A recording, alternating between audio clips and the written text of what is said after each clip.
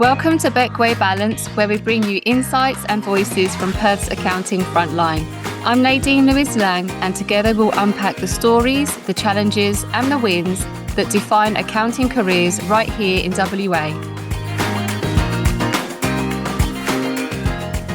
Welcome to Beckway Balance. I'm your host, Nadene Lewis-Laing, founder of Beckway Professionals.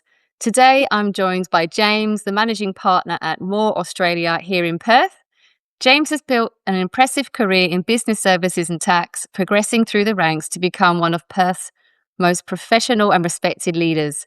Beyond the accounting world, James has also been a mentor and dear friend through our shared faith journey over many years.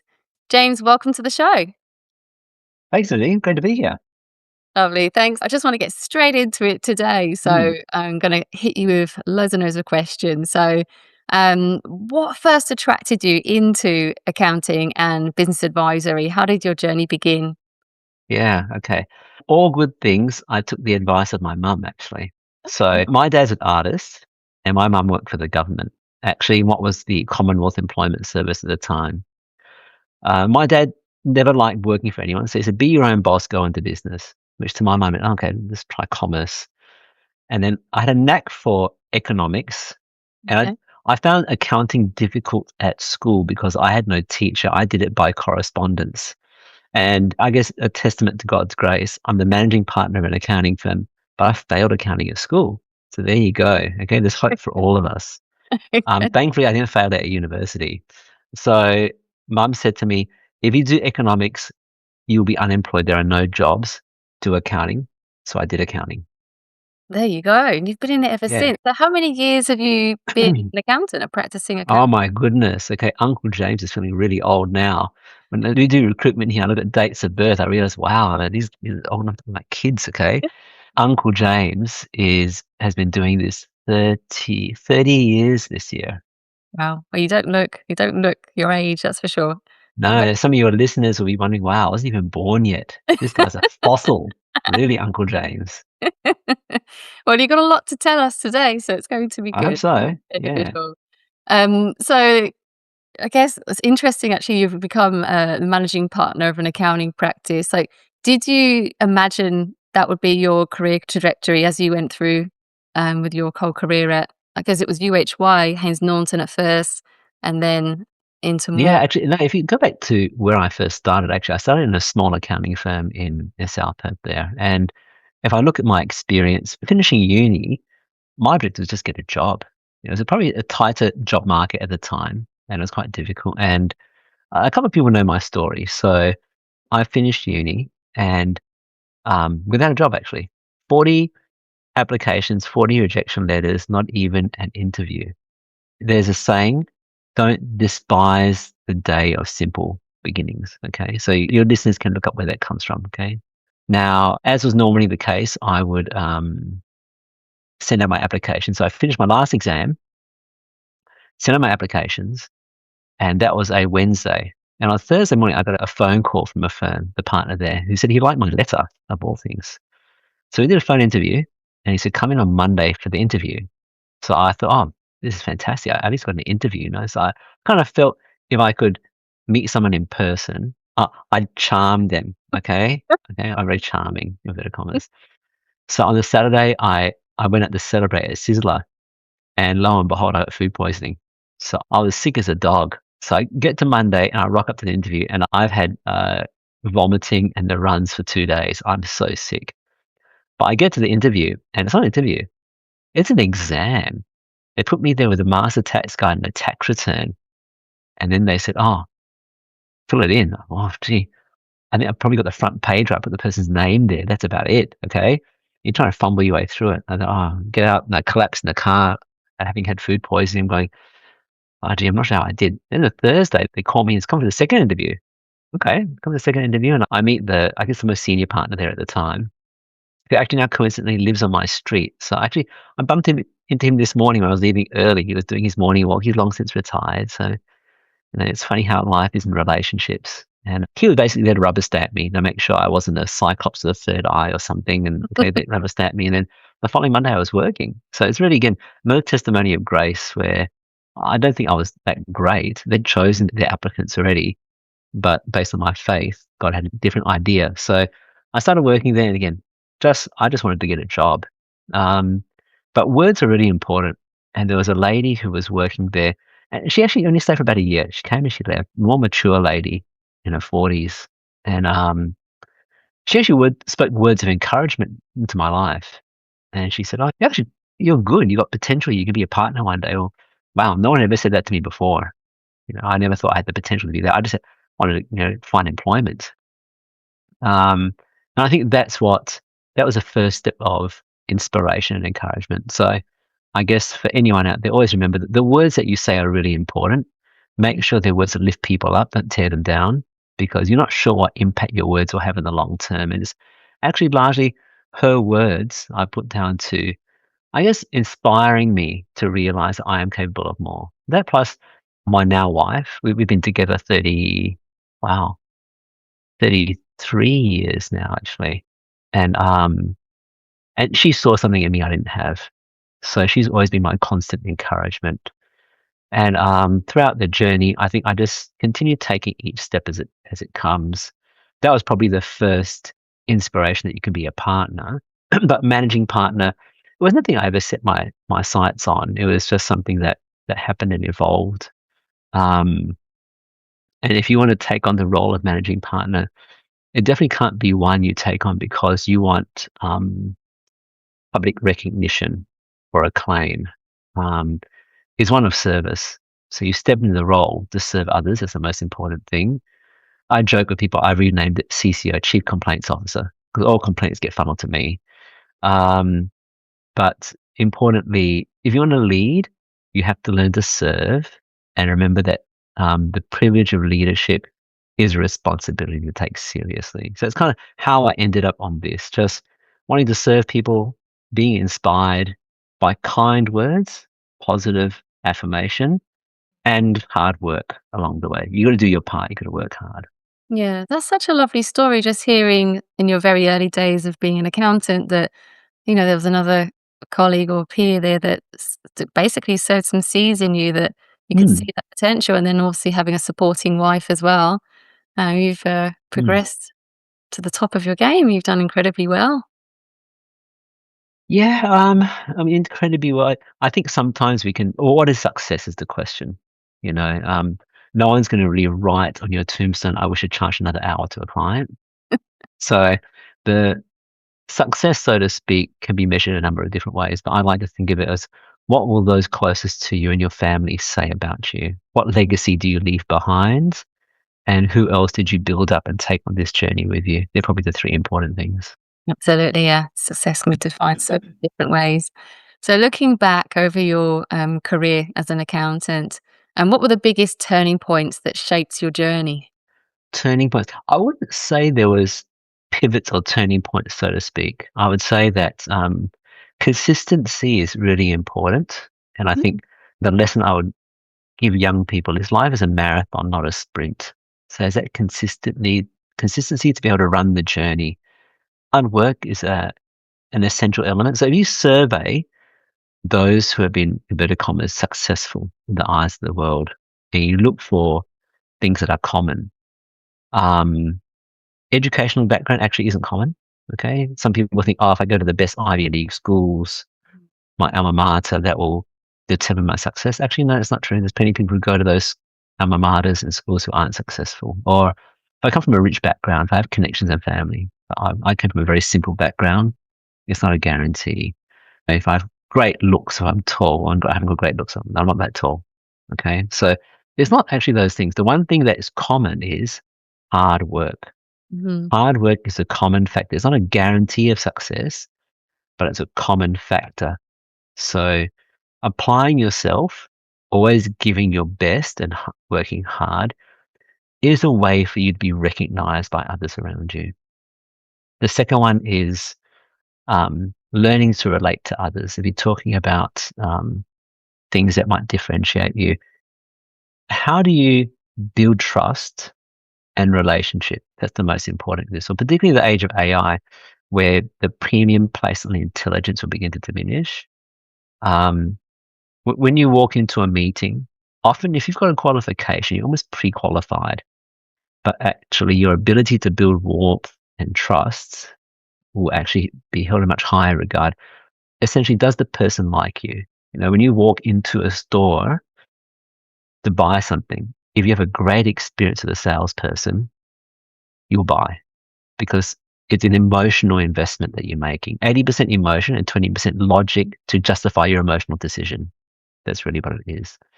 So turning points really in the journey are the self-realization, applying yourself to hard work, not being scared of it, um, building a relationship with others, looking how you can help others as well. You don't need to go out there with an object to climb that ladder and step on as many fingers along the way in order to claw your way to the top. That's not sustainable in the long term. What's important is how you build others and carry along that journey. So in my journey, I would say it was um, making sure I fitted into firms where the culture resonated, looking at the values I held and the values of the organization, applying myself to hard work as a leader, then recognizing others, learning to say thank you, and making every effort to be warm and approachable. They'd be the things I'd say. Fantastic insights. I've definitely got some takeaways from that. I'm sure people watching will as well. So tapping into, I guess, going into like the leadership of yourselves now, what has been like the biggest adjustment moving from partner to managing partner? Mm. So as a partner, I mean, if you ask me what was the easier life, being a partner was the easier life. If you're just client facing, Mhm. the managing and running of the business actually is not something you need to be too concerned about. You just need to love your clients. And I guess I was wired up in such a way that I find that work really fulfilling. You can have a job, a career, or a calling. So a job is collecting a paycheck. A career gives you a ladder to climb, but a calling means you never work a day in your life.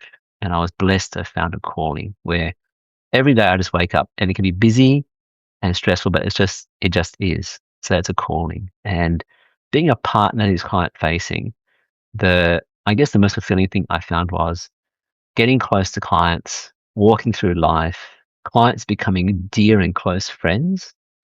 I have few friends who become clients because I'd rather just help them with no obligation. Mm. But I have a lot of clients who become very close friends because you do life together. Yeah. And that's what gave me such joy and fulfillment.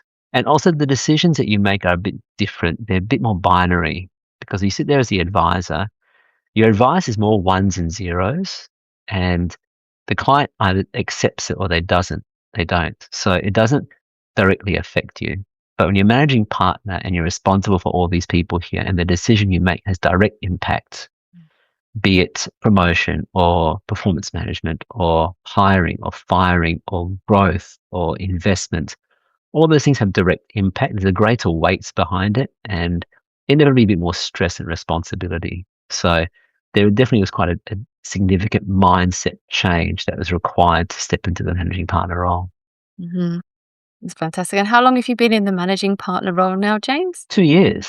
2 years. 2 years. I've still got my hair, and Zoom's doing a great job of making it look like I've got more hair than I actually have. Your hair's lovely. There's nothing wrong with your hair. Yeah. Well, um, you know you're getting old when your children buy you nose and ear hair clippers for your birthday, okay? all right. I tell Oh you, my goodness. okay? They're just trying to make sure you look good. Yeah, which I Nothing wrong with really, pruning. you know what happens? Children are the great leveler. They don't care who you are in the public domain, okay? You're just dad. They'll tell you as it is, that's for sure, Yep, children. that's right. Lovely. So you're talking still about the leadership side of things. So in your experience, what sort of really stood out between a good leader and then like an exceptional leader within, Mm. professional services in general? What types of habits and skill sets or personality traits have you found? I think if you want to be there's many facets to leadership, and not everyone will lead the same. So Hmm. it's important that you try to be, if you're going to aspire to leadership, be the leader that you want to be. Don't mirror yourself on someone else. That's really important.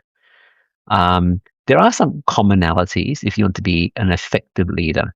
Okay, discipline is one. So if you want to if you want to achieve things, being organized and disciplined will help you because inevitably as a leader, you're juggling a lot of balls at the same time. So learning how to prioritize, learning the four quadrants of time management. So picking up tools, etc., to help you better manage is important. That's one. Mhm. The second one will be this adage, which I heard from a very well-known basketball coach, which is respected and hopefully liked. Now, what does that mean?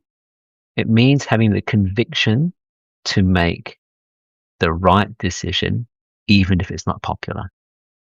Because we see the result of popularity in politics, where in politics, particularly if terms are short, you're generally thinking about what will it take for me to be re-elected, not, and which is a popularity contest, Yeah. not generally what do I think is the right thing to do in this circumstance.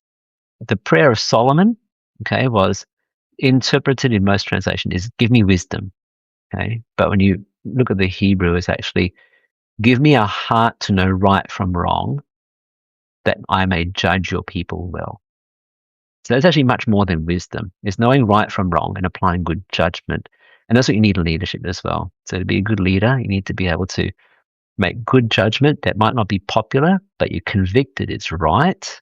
And you earn people's respect, not because you're always doing things that people like, but because you're doing what you feel is convicted to be the right call. Mhm. The other one is probably a good leader should have a level of warmth. And there's talk about what's called social capital. So social capital is required if you want to bring about change in an organization. And without social capital, which underpins trust, you can't take people on a journey. So if you're a warm leader, people will be drawn to you and you can inspire them. So that's actually quite important. If you can combine that with competence, then you can go far. You can really lead people far. You can be a cold leader and be competent and people will still follow you, but sometimes there might be a bit of resentment there because you're not warm. Mhm. If you're cold and incompetent, you'll be out the door. No one wants to work with you. If you're warm and incompetent, you'll probably stay longer than you expect because you're warm, but eventually you might not stay because you're not competent. Those four things, you want to be warm and competent. That's really important. Um, make good decisions based on conviction, be disciplined, and remember, respected and hopefully liked. It's a great quote, that is. Really fantastic quote. And then just thinking about,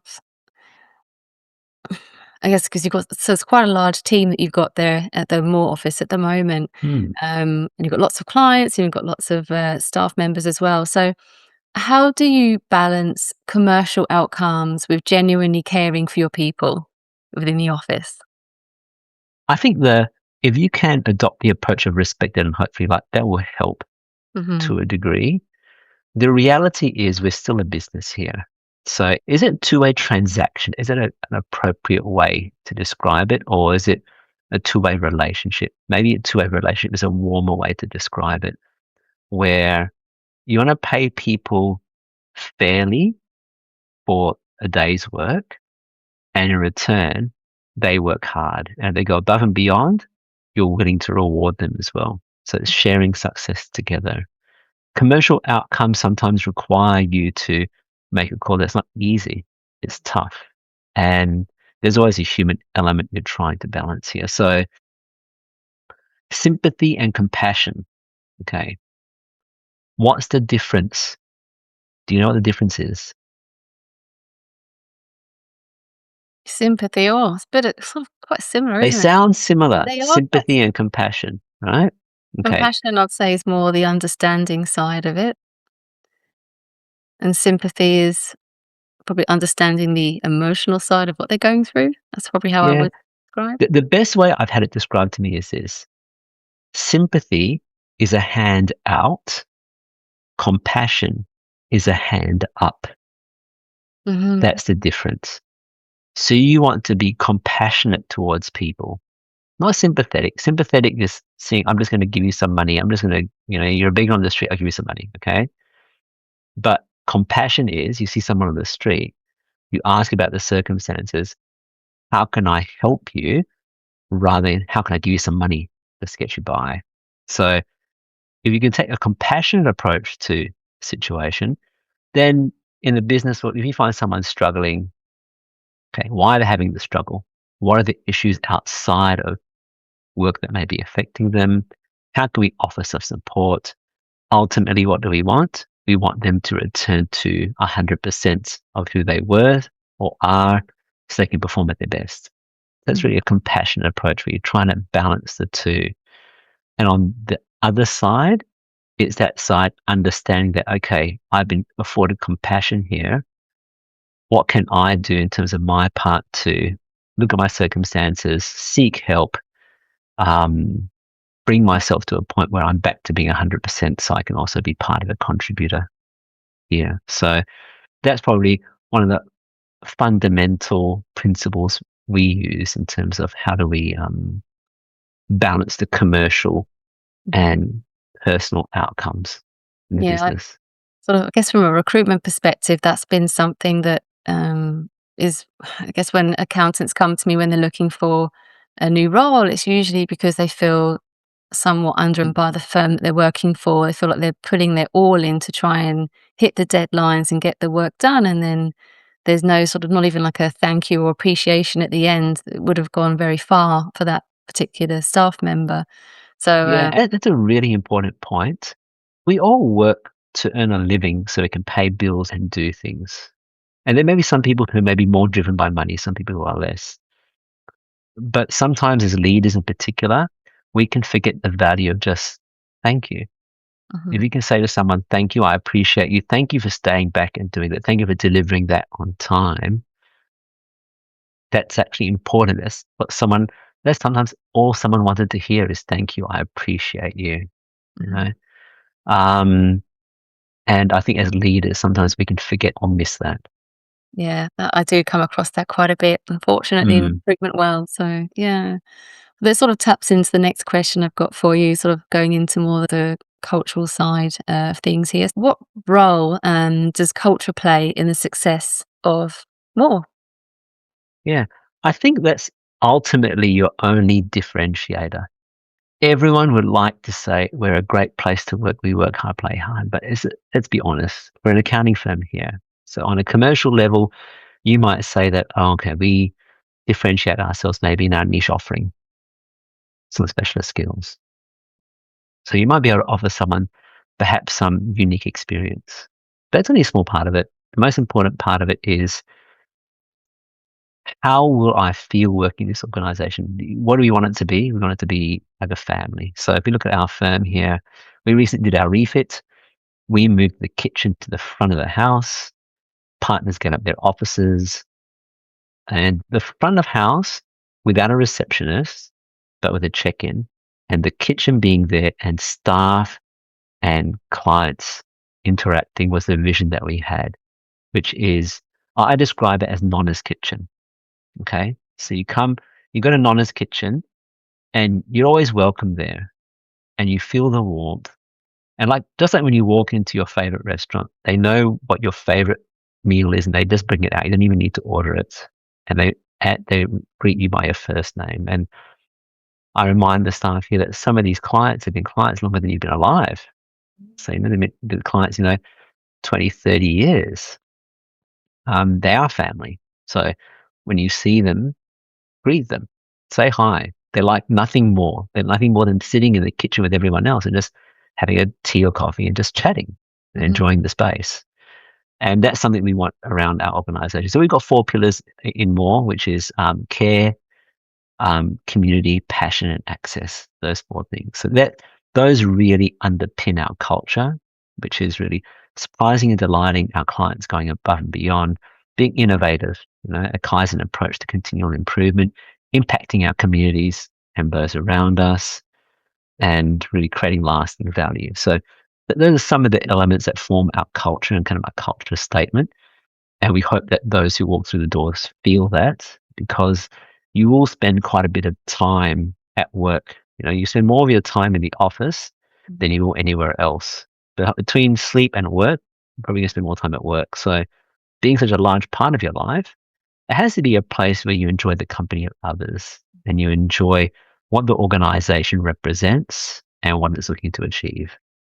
Okay, that's lovely. I've always felt the really positive, warm energy whenever I've gone into the more Hmm. offices. And I'm excited. I'm hoping in the next couple of weeks we can organise for me to come in and see the new office. Yeah, definitely. You have to come in Well, and have a look. I think you'll yeah, love it. that would be lovely.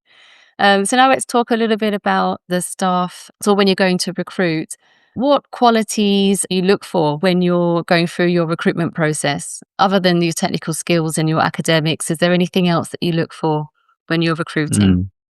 Well, I think it's interesting. It varies as you go up, go through the various levels. So at a graduate level, outside of your academic transcript, it's hard to find much more, if we're honest, because we haven't got references of prior experience to lean on. So a lot of the time, one might be academic performance. That's only a part of it. How you present in interviews and how you're able to engage, how you're able to think on your feet and answer questions is really important. We do some psychometric testing around, um, we call it abstract thinking, communication, numeracy, with different weighting on each because we're an accounting field. If you're a law firm, they, for instance, may weight more communication and numeracy. Being an accounting firm, we weight numeracy more than communication, largely because we're dealing with numbers every day. So that's some of the things that and tools that we use at a graduate level. Um, I would say technical competency is covering off risk. That's most important. So you want people to be technically competent so they can do a job, and we don't need to worry that we'll be sued. Okay, that's one part. A really important element is the cultural fit and can you front a client? Mhm. Can you have a conversation with a client or can you work as a team with a fellow staff member? Um, do we have things around conflict that we'd have to deal with? Do you deal with conflict well? Because inevitably conflict arises anywhere you are. If you're even if you're a people pleaser, the person suffering is a people pleaser because they're trying to please everyone. So really, how do you deal with conflict? How do you work as a team? Can you engage with a client, build trust? So those are the softer sides that we try to look for, but admittedly is never a perfect science. Mhm. Everyone's different. Everyone's different, and you'll know this as a recruiter. A well-trained candidate can probably say the right things at an interview, but getting into the job might be a different thing. Yes, I have seen that. Yeah, Some of the partners will say, yeah, they can talk the talk, but they can't walk the walk, yeah. unfortunately. So looking at, I guess, the accounting profession, for the 30 years you've been in it, how has the profession changed since you started? Wow. Okay. And some of your listeners are going to say, "Wow, did James use an abacus in the day? Were calculators even invented yet?" Curiously, I think I have got an abacus at home actually, but don't Really? ask me how. Yeah, don't ask me how you use it. I remember as a child actually visiting Singapore and seeing some of the vendors using abacus, and I was amazed because there is a mathematical system on how they use it, etc. It was amazing how accurate and how quick they were. So no, we had graduated to the calculator already. Okay, computers were there. Email wasn't quite when I started, so we were the advent. We were the start of email. The fax machine was cutting edge. I think some of your listeners are going, "What is a fax I machine?" was fax Okay, machines. yeah. So a fax machine was instantaneous photocopying across the world, where the other side over a telephone would get what you put through this kind of photocopier fax machine. So it was amazing. Um, so email had come in, the computerized accounting was starting to come in, but a lot of stuff was still manually done. So you'd get check butts, you get cash books, you do work very differently. It was more manual based. And with the advent of more computers and technology, things would change. You tend to be able to multitask and do things quicker now.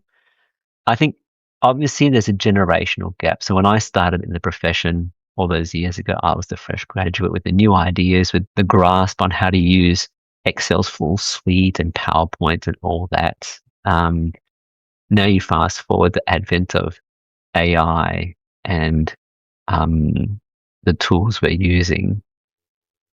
You are seeing that the method is changing and evolving. The issues aren't any different. There's actually still the same.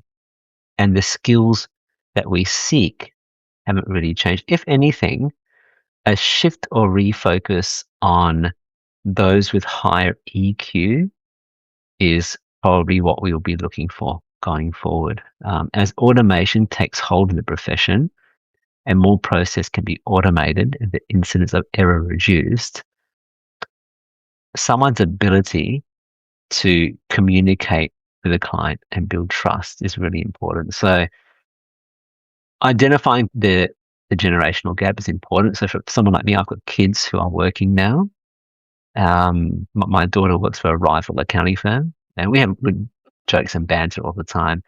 But if I observe my children and the way they communicate with their friends, it's quite different to the way I did at their age. It wasn't your instant messaging and your social media apps. It was during a call or a catch up or a chat.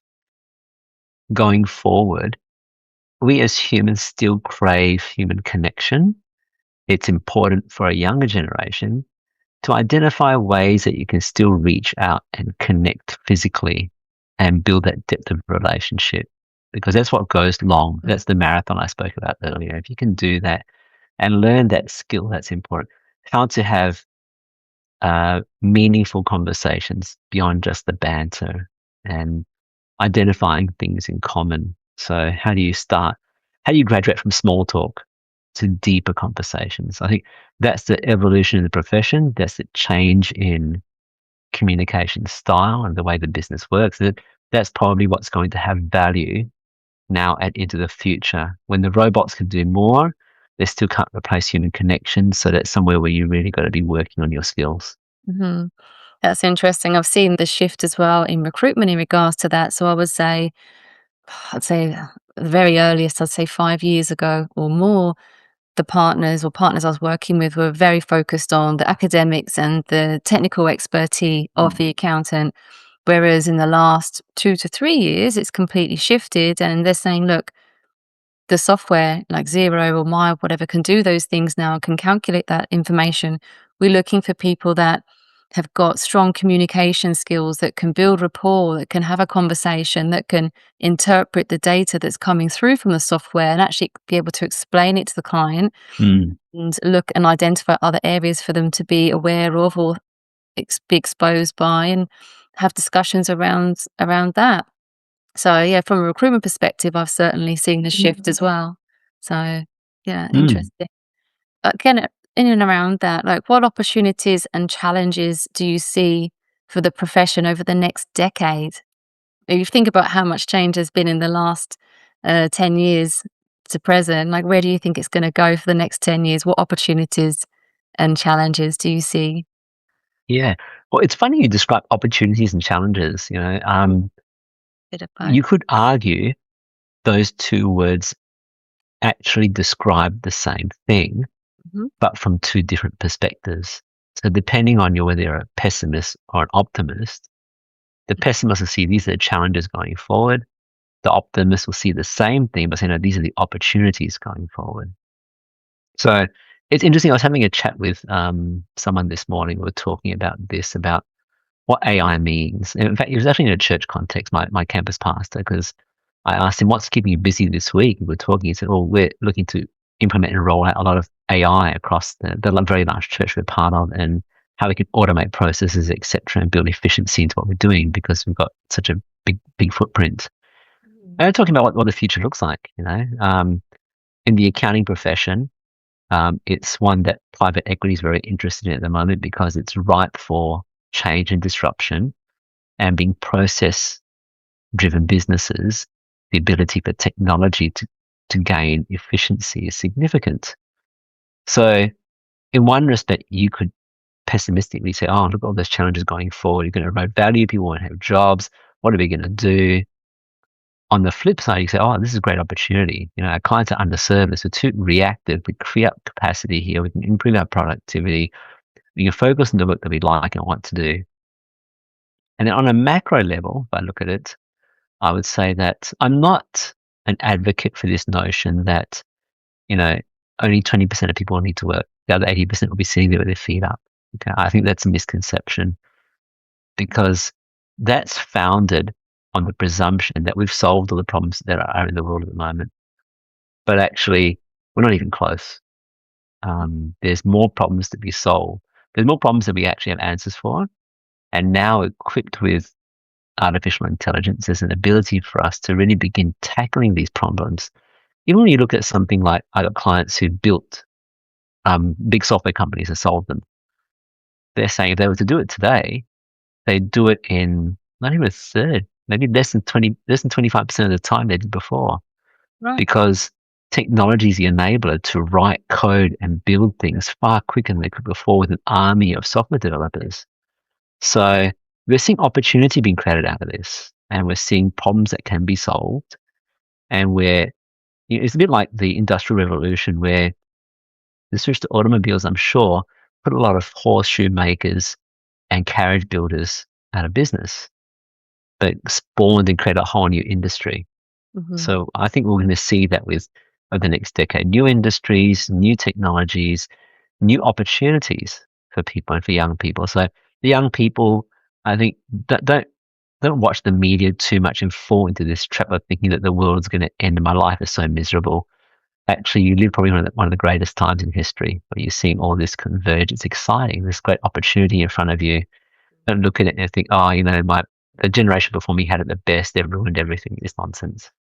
I'm with you on that. It is very, very exciting. Like just seeing all the Mm, changes, all the different programs that are available, different career paths that I've seen mm, accountants take as well. They've transitioned into other areas. It's very, very exciting. So I'm with you on that.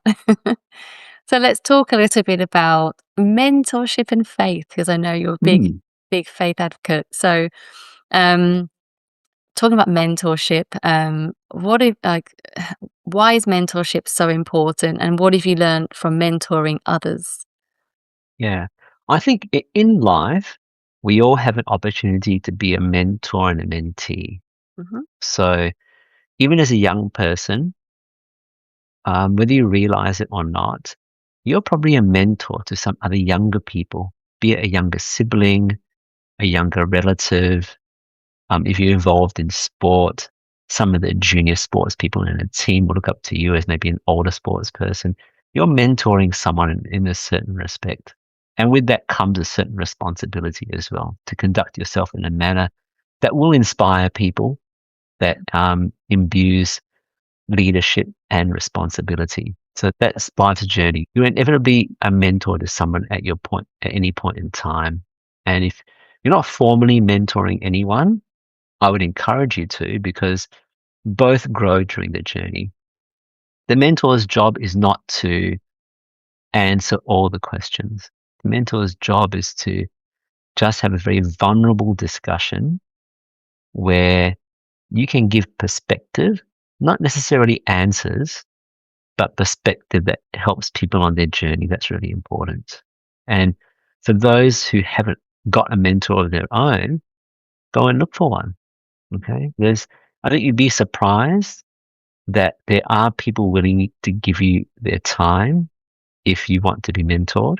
Um, and what you're looking for is sometimes that wisdom or those insights that you may not have yourself. There's a saying that pride of young men is their strength, and old men their grey hair. It comes from Proverbs. So in my hair, not grey hair, but no hair. Okay. So if you're talking about what age and experience brings you, so those grey hairs of wisdom, of life's journey, of mistakes that you've made before, things you might say to a younger version of yourself. And that's really part of the mentor journey. So I think it's important for all of us to think about who are we mentoring, whether we realize it or not, and um, who should be mentoring us, who should we be seeking mentorship from. Now, how does that interact with faith? I think faith, you may have gathered already, is probably central to my journey in life. And without faith, there's really no hope. Because if you really look at it in the clinical light of day, if we're just born to live and die, it's pretty depressing. There has to be more than this. So having that faith, and more importantly, purpose. When you wake up in the morning with purpose drives you. Mhm. Okay. If your purpose is just to collect bright, shiny things, eventually you'll reach crisis.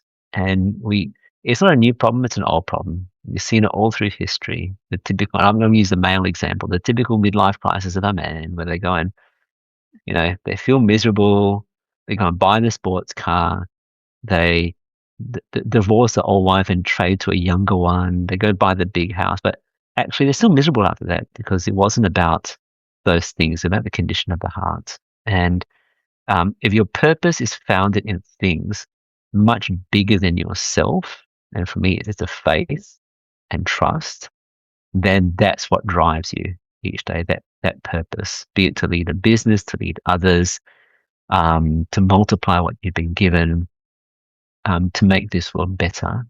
Hmm. That will give you vision beyond yourself. Because if you work hard and you're successful, you eventually reach a point where you tick all the boxes and you've accumulated all the things you want, but you're still not going to be happy. So faith for me is an important part of that. It's that hope that we have. Absolutely. You've actually answered the next question. I was going to ask you, Okay. how has your faith influenced your leadership style and decision making? You sort of somewhat answered it in that beautiful response there. And just on a personal note, there's actually been like three prongs, I would say, in my life where you've been a personal mentor to me. Maybe you might not have known it, but Mm. I remember when I first arrived in Australia in January 2013, and Wow, that's a long time ago I now. know, I know, it's a long time ago. And I remember sitting down and they said, "Right, Nadine, you're going to recruit for public practice accounting." I knew nobody and I didn't understand all the different service lines that sat within public practice. And I remember reaching out to you on LinkedIn and I sent you a message and I said, "Hi, James, I'm new to Australia. I'm recruiting for this. Would it be possible if I could take you out for a coffee? And because I've got lots of questions about like what this is and what that is, or whatever." And you kindly you responded and you actually said, "Nadine, sure, let's meet up for a coffee." And I remember we sat down for like a good hour at a coffee shop and I just had so many questions. I was asking you, what is an auditor? What do they do? What different types of tax is there? And like, I was asking you so many questions and you literally broke it down in layman's terms for me.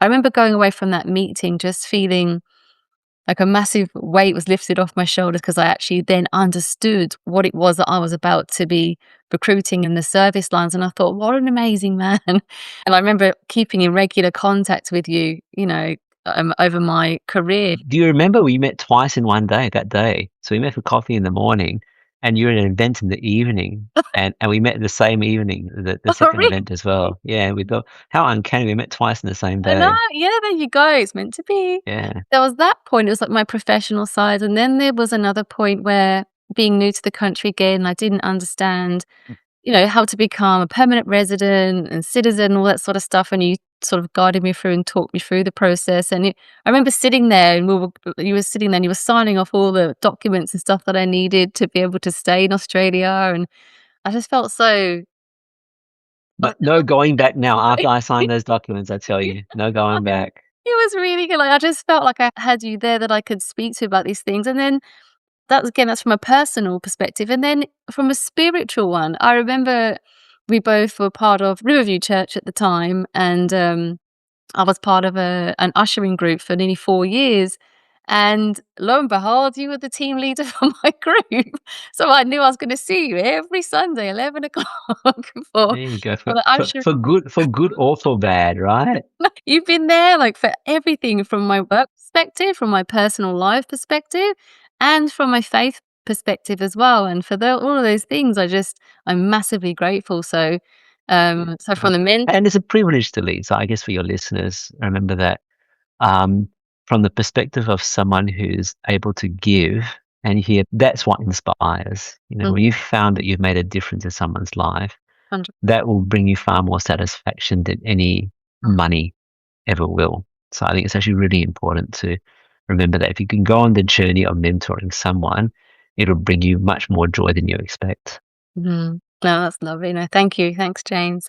Um, so how do you stay grounded and maintain perspective while leading a large organization? Yeah. How do you? No, we joked about this earlier, didn't we? Kids are the great leveler. I think family are good. I think, and for all the young people, is Uncle James giving you advice here? Okay, listen to this lie that children are terrible and your life's going to be over. Okay, if you can have children, have children. and have lots of them. Okay, because they'll bring you a lot of joy. They're going to be hard work, but they bring you a lot of joy, Hmm. and they provide a sense of purpose. They teach you patience, but also that grounding part. Okay, so when you go home, you're not a managing partner anymore. You're just dad, and as dad, I joke with people. Well, actually, not a joke, probably half serious. I've had the privilege of both my kids peeing and pooing on me as babies. Okay, and it's just that it if that doesn't humble you, I'm not sure what will. Okay, because that you realize actually I'm not nothing special here. I'm just a human being Yeah. in charge of this little life, and that's an important thing to remember. That we were talking in church about this the other day, and they're saying that when you die, you become worm food again. Okay, so you return to dust. You can't take anything with you. The only thing you can take with you into heaven is people you love. Yeah. And then, wow, that really brings it home, doesn't it? Hmm. It's about people. It So is. that's how you stay grounded. People focus and think, oh, many people are taking the next life really is people you love. Then what's my purpose? Why am I doing this? That's important. And the faith for me interacts with that. We're giving you a sense of higher purpose and the need in this world being far greater than the need in my life. We all like to think that the poorest people in our lives are ourselves. Who needs the most money? I do, right? I'm the poorest person. But the reality is actually just to live in Australia, we're privileged. So, having that perspective of, it not being about you, but being about others and remaining, for me, grounded in faith, remembering where you came from. So don't despise the day of humble beginnings. That's what I said earlier. And if you come from a simple background, that's something to remember. Nothing to be ashamed of. Remember that. Um, remember where you came from. Remember what you've done. Um, keep those around you. Keep a circle of influence around you who will tell it as it is. Don't surround yourself with what we call yes men. Yeah.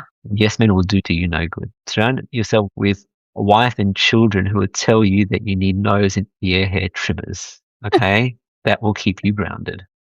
Gosh. Oh my word, James, you do make me laugh.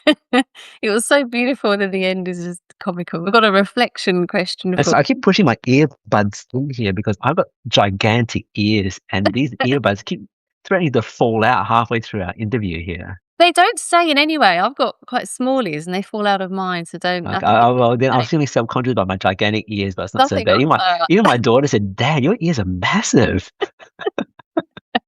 oh gosh. Oh my word. Okay. So reflection question for you. So Yeah, what advice would you give to the next generation of accountants who aspire to become leaders one day? yeah. Well, we actually covered a lot of that in this as well, which is holding on to a few core things. One is actually be authentic. Be authentic to who yourself and who you are. Don't try and be someone else. Mhm. Okay, you are okay the way you are, and I think as you go through life's journey, you begin to become more comfortable in the skin that you're given. When you're young, but you go through, you reflect on life as a teenager in your 20s. It's, oh, what do people think about me? How am I dressed and all that? And then you get to my age, and your kids go to you and say, "Dad, tell me you're not wearing that outside. Can you please change, please?" But what's happened is I've become more comfortable with Yeah. who I am, and you care a bit less about what people think. In Christian circles, we call it fear God or fear man. So that means, do you fear what people think and the opinion that they have of you, or do you fear about the ultimate accountability to your creator?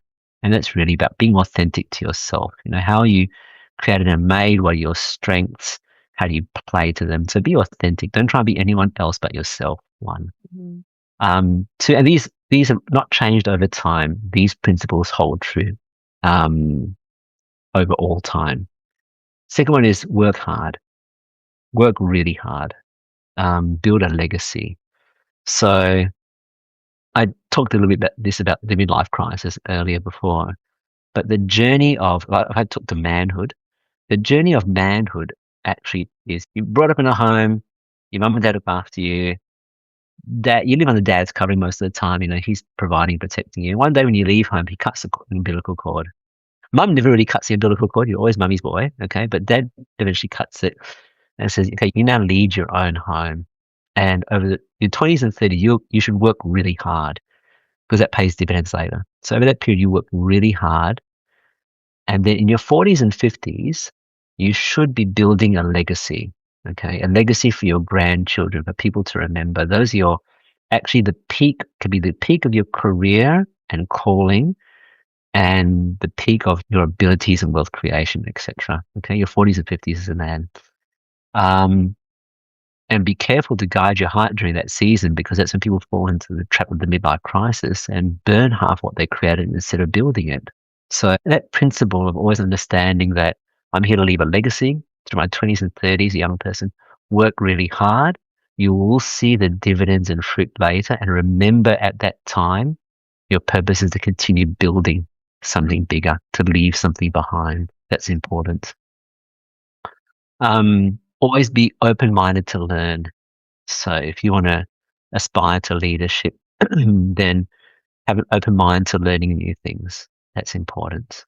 There's so many ways to learn. In fact, we're in a world saturated with information now. You're probably in this incredible period of time where at your fingertips with your phone is a library of learning never before seen in history, where you can pick anything up at no cost or minimal cost and learn and feed your mind. So this is an incredible time to be alive, where you can learn all these things, learn new languages, learn about cultures. There's always content out there to be learning from. And the final one I would say is probably you got to find purpose. Why do you wake up in the morning? There's research around people who retire, and those who retire and do nothing, and those who retire instead of a reason to wake up. They look at the blue zones. The blue zones in the world, for those who are unaware, they're the zones where people live to be over 100 years old. There's a few in the world. And there are a few common factors. They talked about lifestyle, diet, eating well, no processed foods, living in hilly country so your legs were strong so that you're less susceptible to falling, etc.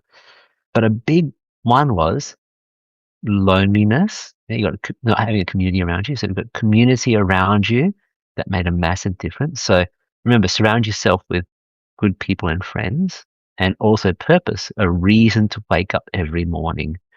When you lack a reason and purpose, you inevitably will potentially cut your potential short.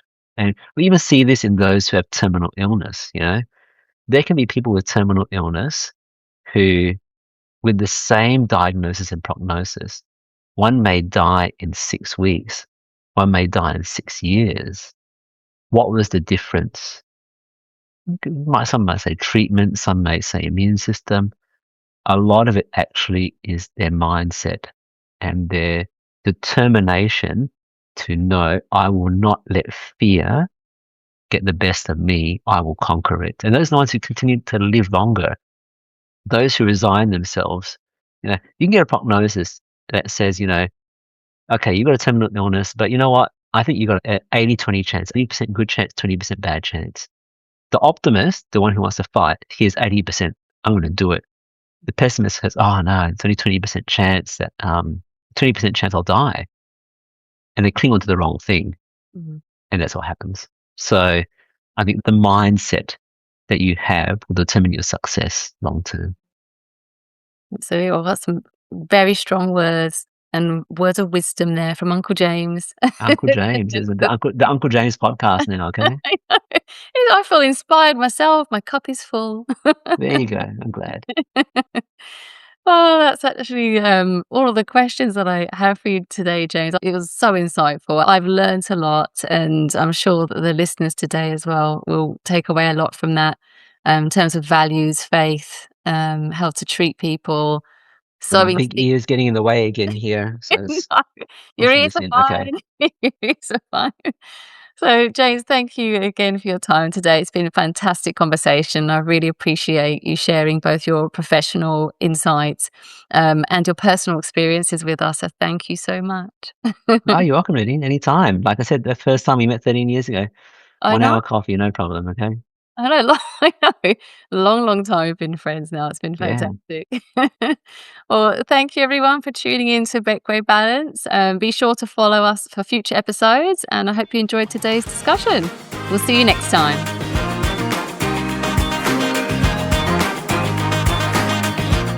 You've been listening to Beckway Balance, insights and voices from Perth's accounting frontline. Follow us for more real stories and practical insights from Perth's accounting community.